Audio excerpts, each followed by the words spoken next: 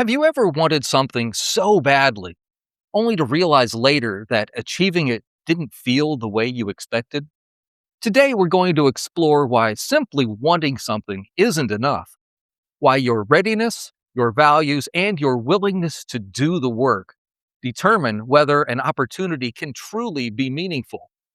By the end of this episode, you'll have a practical framework for evaluating your goals and a simple exercise to test whether you're prepared to deserve what you want. Welcome to the Live Right Now podcast with me, Allan. This is where mindfulness meets everyday life. Thanks for joining me for this reflection on living with intention. Let's talk about how we can live right now. Hello, beautiful souls. I'm Allan, and welcome to Live Right Now. Many of us grow up believing that desire is the engine of achievement. We want a job, a title, a level of recognition, or a lifestyle, and we assume that effort plus persistence will carry us there. And sometimes it does, at least on the surface. But often, even when the goal is technically achieved, it leaves us feeling empty, misaligned, or frustrated.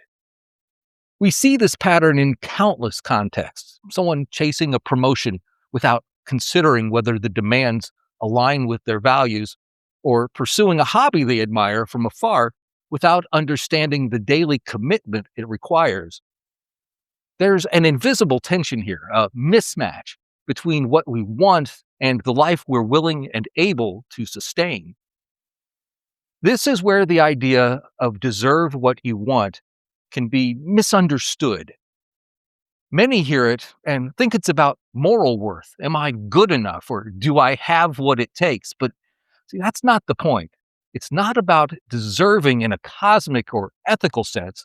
It's about readiness, the combination of inner capacity, external preparation, and alignment with your values. Opportunities don't ask whether you want them.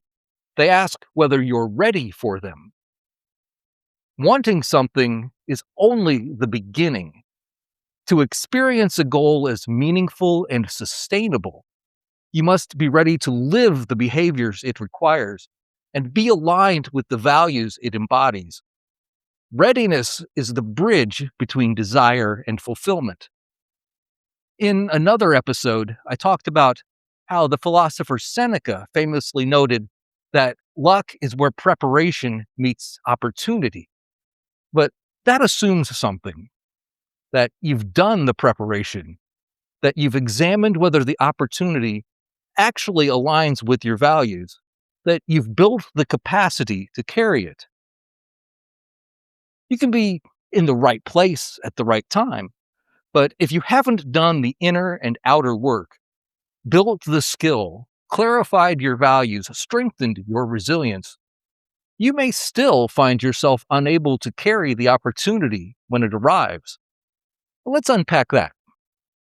Readiness, what it really involves, it isn't just a list of skills or credentials. It's holistic. It includes behavioral readiness. Are you prepared to commit to the daily habits that success in this area demands? Emotional readiness.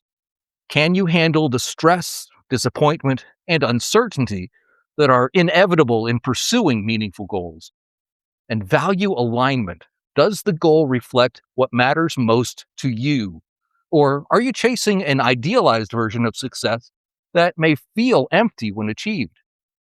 This is something I'm living right now as I search for a new job. I'm evaluating opportunities not only based on title or compensation, but on whether the role aligns with my values, my energy, and the type of contribution I want to make. This isn't a moral judgment. It's an assessment of readiness. Will I be able to sustain the daily work and thrive? Does it reflect what I prioritize at this stage of life? That alignment is central to whether I can fully engage with and find satisfaction in the opportunity. In my previous role, I often worked with interns and students who were trying to get into the broadcast business. Many of them had grand visions of the work they would do, sitting on a fancy set with hair and makeup waiting just off camera to make them look good, and people recognizing them everywhere they went. They often didn't realize all the work that goes into being on TV, and that the work is not nearly as glamorous as they envisioned. When mentoring these interns and students, I often emphasized the importance of exploration before commitment. Doing an internship isn't just about skill building. It's a laboratory for testing alignment. It gives young people the chance to see whether a path matches their values, temperaments, and willingness to live the behaviors required. This reflects a key principle from Greg McCowan's essentialism. Deciding what not to pursue is as important as deciding what to pursue. By deliberately eliminating paths that don't align with your values, you strengthen your readiness for the ones that do. Without that introspection, it's easy to end up feeling like the U2 song, but I still haven't found what I'm looking for. Now, that line serves as a cautionary note. Without alignment and readiness, it's possible to pursue goals tirelessly, achieve outwardly impressive outcomes, and still feel unfulfilled. It's not a failure of effort.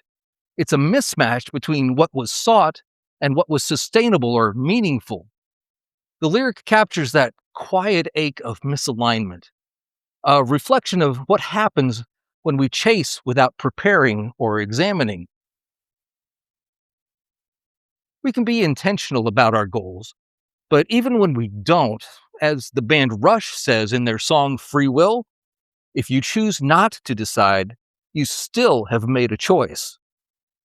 Avoiding examination or pretending readiness isn't necessary. It doesn't absolve you of responsibility. Every path you take, or fail to take, reflects a decision, whether conscious or not.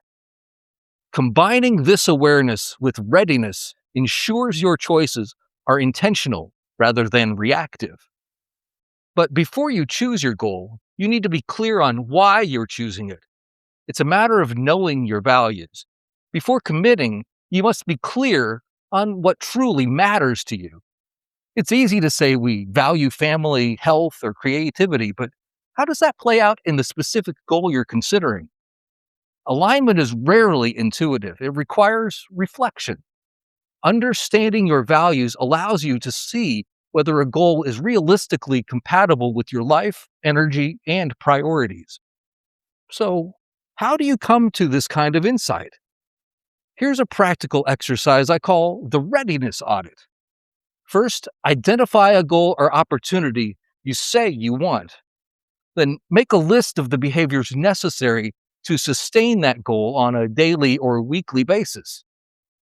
Mark the behaviors that you're already practicing consistently. Go back and highlight the behaviors you're resisting or avoiding.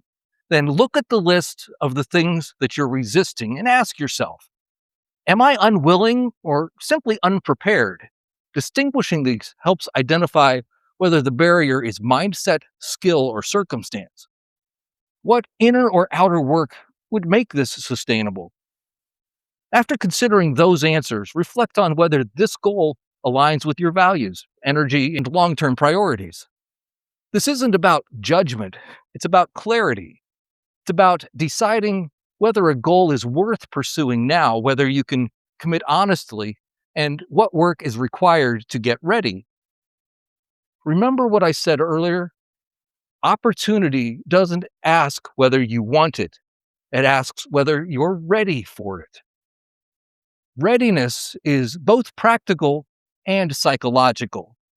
It's about shaping yourself to meet the opportunities you value, rather than wishing for results or chasing images of success that may not fit your life. When you pause to examine your readiness, your pursuit transforms. Goals become intentional, aligned, and meaningful. And even if the outcome isn't guaranteed, it never is, you engage fully with integrity and without regret. Take a moment this week to ask yourself, are the things I want aligned with what I'm ready to do and who I'm willing to be? Do I deserve what I want? That reflection alone shifts the trajectory of your choices. By building readiness first, you put yourself in the position to truly experience what you seek when opportunity arrives. Until next time, make the most of every moment and remember to live right now. Thanks for being part of Live Right Now. If you like what you've heard, I encourage you to like and follow the podcast on YouTube or your favorite podcast platform and share it with someone who could use a little inspiration today. Join the conversation on our Facebook page or email me your thoughts at the address in the show notes. I'm Allan Haw. Until next time, make the most of every moment and remember to live right now.